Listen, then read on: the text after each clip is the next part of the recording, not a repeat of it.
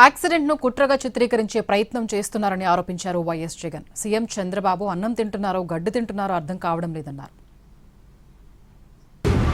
ఒక యాక్సిడెంట్ ను ఒక కుట్రగాను ఒక హత్యగాను దాన్ని వక్రీకరించి మలచి తన కెరీర్ ను నాశనం చేయాలని, తన క్యారెక్టర్ ను అసాసినేట్ చేయాలని, అప్పలరాజును నాశనం చేయాలి అని చెప్పి ఇంత దుర్మార్గపు ఆలోచన, ఆ దుర్మార్గపు ఆలోచన చేసే దాంట్లో కూడా కనీసం ఈ 18 ఏళ్ల పిల్లాడు, ఈ పిల్లోడి జీవితం నాశనం అవుతుందని కూడా కనీసం చంద్రబాబు నాయుడు ఆలోచన చేయడం లేదంటే నిజంగా అడుగుతా ఉన్నా. 80 ఏళ్ల వయసు వస్తా ఉంది చంద్రబాబు నాయుడు.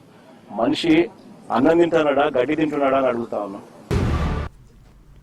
తెలుగు రాష్ట్రాల నీట్ చరిత్రలో కొత్త అధ్యాయానికి నాంది ఎస్ఆర్. ఇది ప్రతి తెలుగు విద్యార్థి విజయం. మన తెలుగు విద్యార్థి తెలుగు గడ్డపై నుంచి ఎగురవేసిన విజయకేతనం. ఆల్ ఇండియా జనరల్ కేటగిరీలో 9వ ర్యాంక్, 720కి 705 మార్కులు. తెలుగు రాష్ట్రాల్లో ఏ ఒక్క విద్యా సంస్థకి 720కి 705 మార్కులు రాలేదు, ఒక్క ఎస్ఆర్ కి తప్ప. It's an open challenge. Telangana రాష్ట్రంలో నంబర్ 1, ఏపీలో నంబర్ 1, కర్ణాటకలో నంబర్ 1, మొత్తం సౌత్ ఇండియాలో ఎస్ఆర్ ఆధిపత్యం.